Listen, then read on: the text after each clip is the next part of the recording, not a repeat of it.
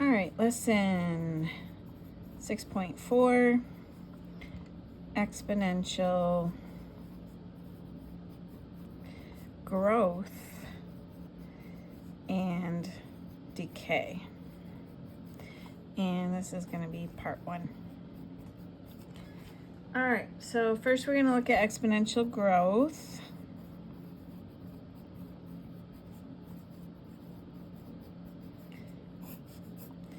And this occurs when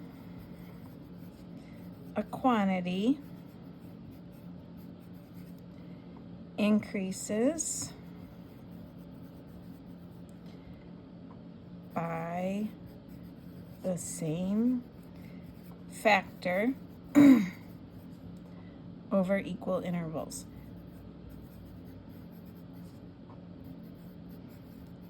Okay, so guys, this is what we've been looking at already, right? Haven't we looked at exponential, and we looked at ones that increased and ones that decreased? So now we're gonna really dive into that, and I want you to remember what's my exponential function look like. Exponential function, what's that look like? Y equals A times B, and the B's raised to the X, right? Okay, so exponential growth, what did we already talk about in the last lesson? Isn't it going to look the same, except what's going to be inside the parentheses? 1 plus whatever the rate of growth is, right? Remember, we just said that. So because it's growth, it's going to be whatever percent they give you, the rate, plus 1 inside those parentheses. Super easy to remember. All right, so let's label what we have. What's A represent? Anybody remember? Okay, A is your initial amount, right?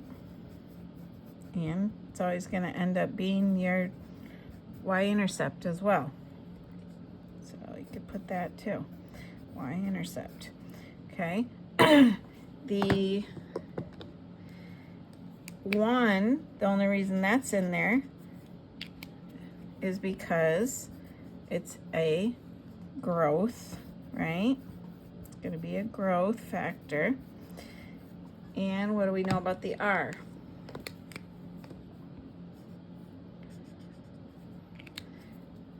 Your R is going to be your rate of growth. Okay, so the 1's in there because we know it's growing, so it has to be bigger than 1. The rate is what they give you in the question, but make sure you put it in decimal form before you put it inside those parentheses. All right, so R is your rate of growth. You got a 1 in there because it's growth. And your A, as we already knew, is your initial amount, right? Your y-intercept. Okay, so again, we looked at this last lesson, but I just want you to really understand what each part means and where those numbers come from if they give you the equation. All right, so we're going to do a real world problem. Let's see, how do we spell that? The inaugural year. Now, before we even go any further, what does the word inaugural mean? That means the first year. Okay, so the first year that it happened, the inaugural year, the attendance, so that's what we're going to talk about, the attendance of an annual festival is 150,000 people. Okay, so that's the starting year, right? The attendance, now remember, the attendance was 150,000, so that's going to be your y value or your function value, increases by 8% each year.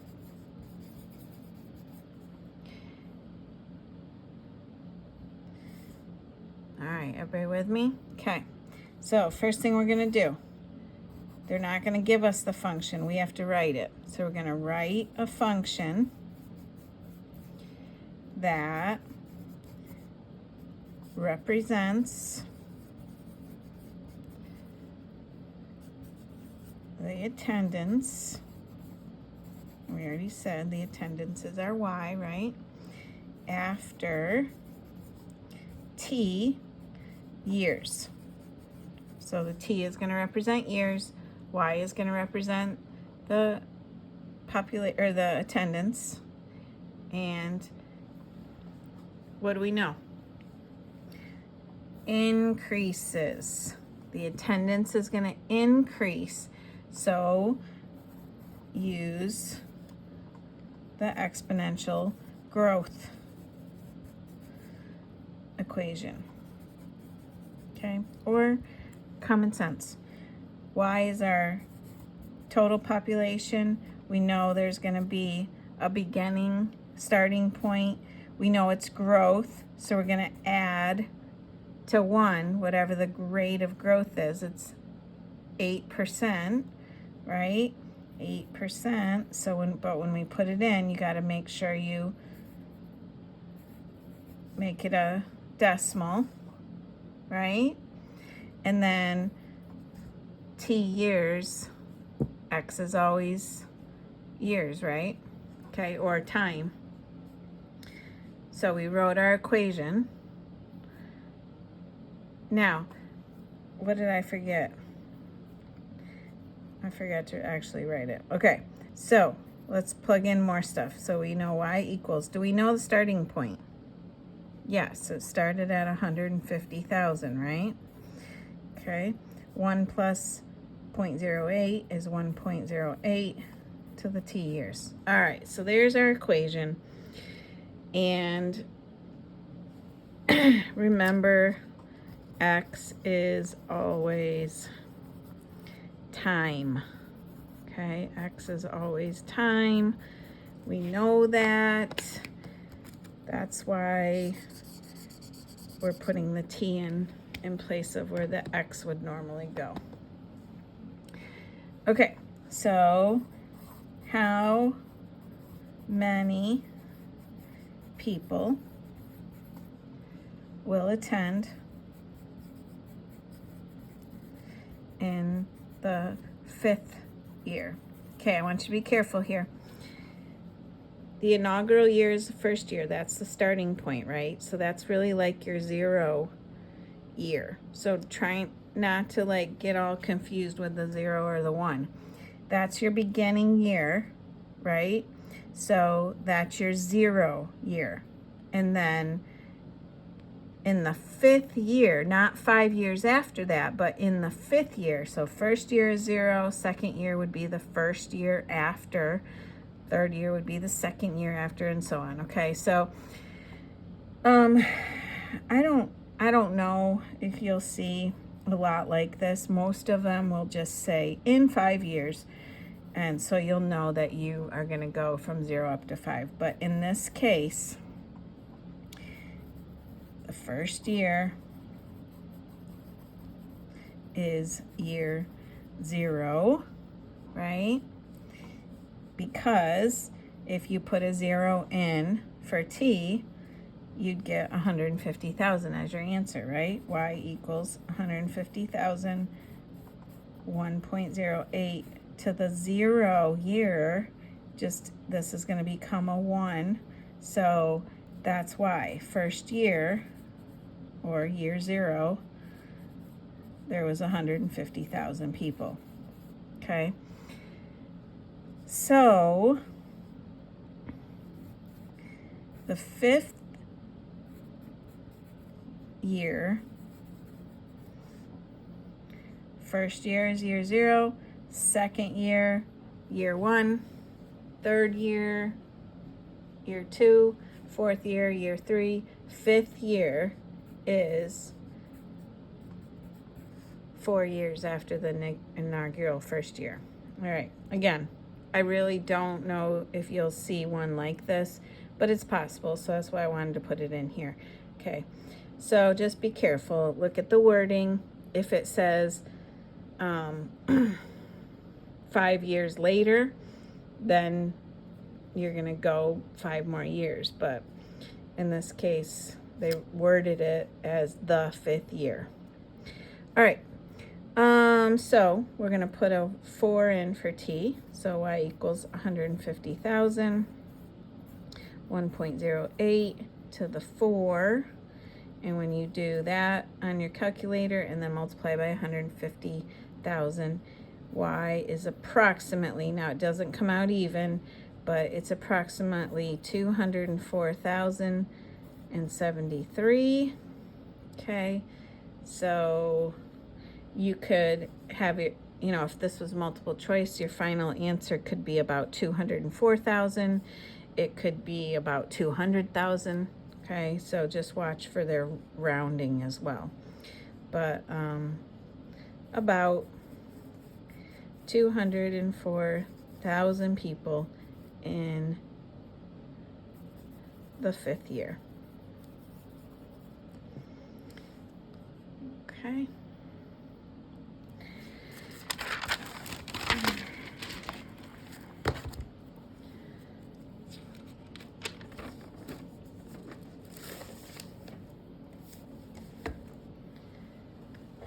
Okay, let's try another one. So, a website has 500,000 members in 2020. I like using 2020, huh? The number, and we're going to use that as our y, of members, so y is the number of total members, increases 15% each year. Okay? All right, so first thing we're going to do, write a function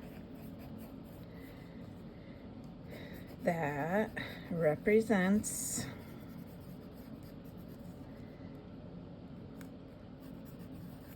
the number of members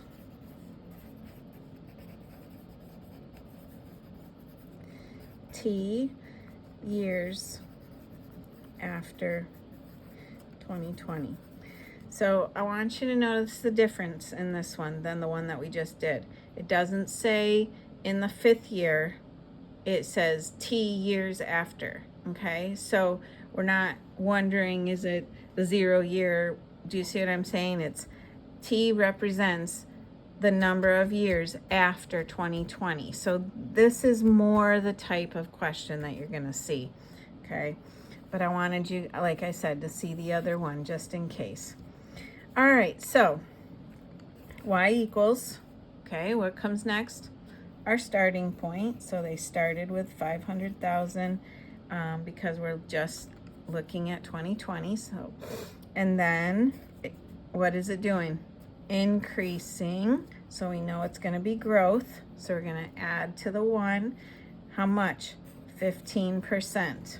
Okay, so it's increasing 15% each year, which means we're going to put our 15% in there for the rate, or 0.15, and however many years after that we want to look at. Okay, so that's going to be our equation. I'm going to rewrite it just because I want to combine inside the parentheses. So we get 1.15 to the t. All right. let's give ourselves just a tiny little note here. Notice this function is t years after 2020. Okay, so that's what makes it different from the one that we just did. All right, second part. How many members will there be in 2026? And you guys can see why this type of question is actually easier. So what does that mean? 6 years after 2020.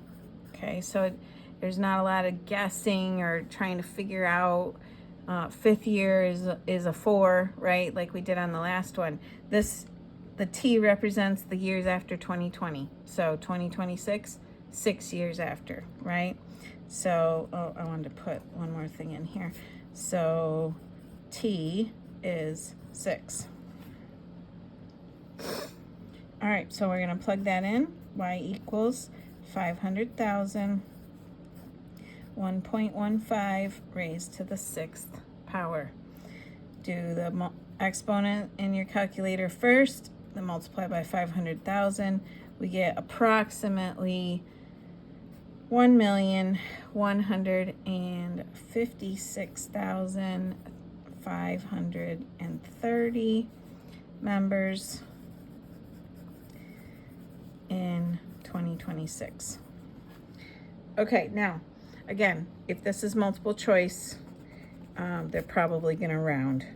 So this would be close to 1 million. This would be close to 1.2 million. Okay, so just get your exact answer, and then if it's multiple choice, look and see what's closest to the answer you got. All right, now we're going to look at exponential decay. And what does decay mean? It means to go down, right? Okay, so again, we've already kind of looked at this, but we're going to look at it a little closer. So a quantity decreases by the same factor over equal intervals. All right, so what's that going to look like? Well, very similar, right? Y equals A is our initial value, but since it's decreasing, it's going to be 1 minus whatever the rate is. Okay, again, we already talked about this, but A is going to be your initial value.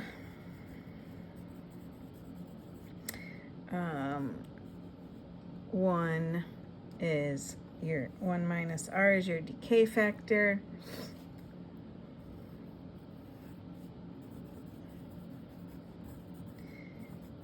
And R itself is the rate of decay in decimal form. All right. So actually, I want you to turn back real quick, because that growth factor includes that whole inside. Okay, so the whole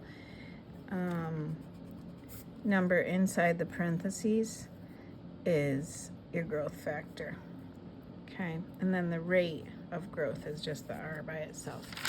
Okay, so same thing for decay, except it's going to be 1 minus the rate of decay, right? Okay, so if you're given tables and they want to know what it is, I'm going to give you some examples of tables with all the different types. So exponential growth And this would be a table that would represent that. Now, obviously, there's a million different ways, but x and y, 0, 1, 2, 3, plus 1, plus 1, plus 1. Okay, so x's are going up by a constant rate, and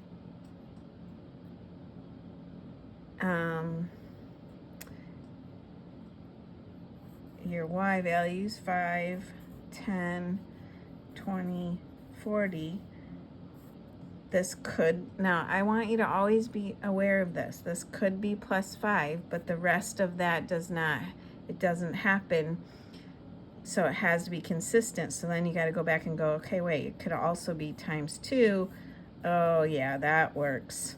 Okay, so the x's went up by a constant value. It doesn't matter if it's got to be adding or subtracting, right? But the y values have to be being multiplied by a constant value. Okay, so this would be exponential growth. All right, what about exponential decay? That is going to look similar. You got your x and your y. You got 0, 1, 2, 3 again. Plus 1, plus 1, plus 1. Okay, so that part's good. 270, 90, 30, and 10. So what happened? We multiplied by a third. Multiplied by a third. Multiplied by a third. Okay, so that would be a decay. Y values are going down by the same factor. And then just be really careful, because where do I want to draw? I guess I'll draw it up here. If you get this as one of your choices, 0, 1, 2, 3, plus 1, plus 1, plus 1, and then this is 2, 4, 6, 8. What's happening? Times 2. Oh, that's not times 2, is it? This is plus 2, plus 2, plus 2, which means it's what kind of table? That's a linear function.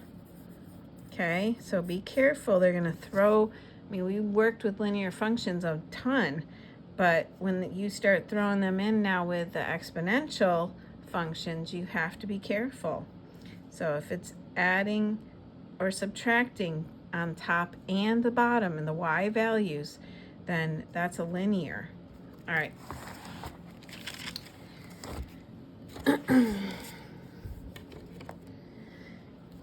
Okay, so now we're gonna decide, is it exponential growth or exponential decay? All right, so first one we're gonna look at, y equals 5, 1.07 to the t. Okay, let's just name everything we know in here. So what's our 5 gonna represent? That's your initial amount, right? And we also see the 0.07. That is going to be your rate. Your rate of what? What's happening in here? So what do we know? The number inside the parentheses is greater than 1. So has to be growth, right? So the 0.07 is your rate of growth. And what would that be as a percent? 7%. So your rate of growth is going to be 7%. 5 is your initial amount. It's what it started at. And then our number inside the parentheses is greater than 1, so it has to be growth. Okay, and then you got your t for time. All right, let's try another one. What if we have f of t equals 0.2 times 0.98 to the t? All right, what do we know? 0.2 initial amount.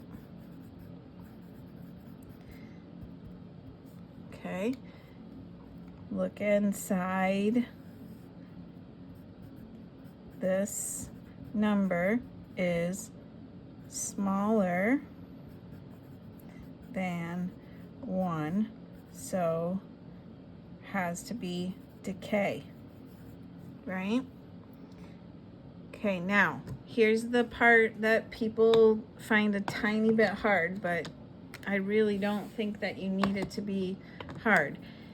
This is obviously decay. It's less than 1. How much less than 1, though? That's not decaying 98%. It's how much less than 1 is it? So you have to say, oh, wait, let me see. The rate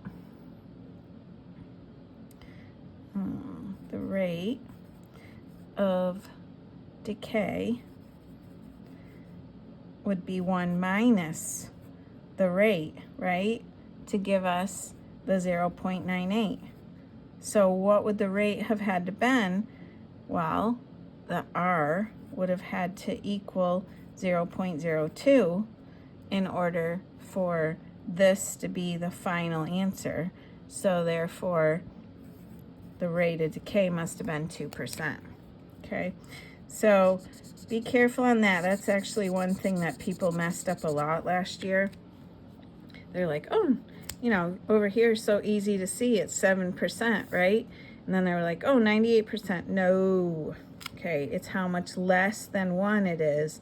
So how much did we have to take off the 1? We took off 2% or 0.02. All right, I'm going to have you guys try some just to practice a bit. So determine, first thing you're going to do is determine exponential growth or decay. And then I want you to identify the percent rate, of change. Okay, so just like we did right up above this, figure out if it's exponential growth or decay, and then just figure out what the percent of growth or the percent of decay was.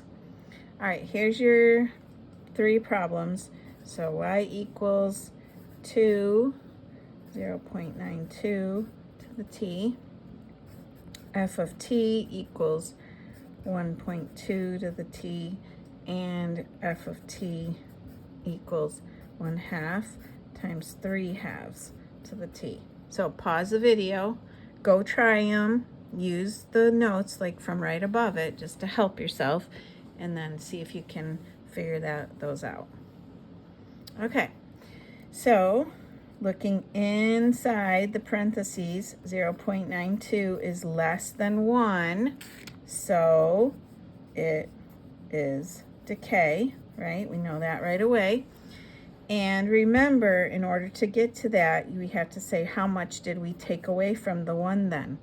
How much did we take away to get 0.92? And if you were going to actually solve this, we would take 1 away from both sides. We get negative r equals negative 0.08, divide, right? And therefore our rate would be 0.08. So that would be an 8% rate of decay. Okay, all right, let's look at this one. 1.2 is greater than 1, so it is growth. How much more than 1 is it? It's 0.2, bigger than the 1. And actually, if you want to look at it the same way we do these ones, 1 plus what rate gives us 1.2? Subtract 1 from both sides, our rate would be 0.2, or a 20% rate of growth. And be careful with your decimals, right? This is 0.2. We move it 2 places to the right to change it to a percent. 0.08, move it 2 places, and it becomes 8%. All right, and last one, looking inside the parentheses, 3 over 2 is the same as 1.5, so that's greater than 1, right? So it is growth.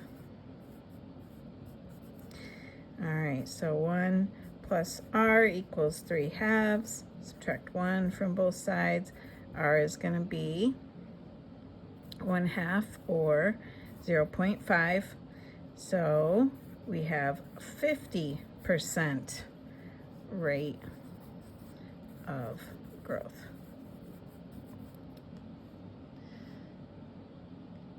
Okay, anybody have questions on that? All right.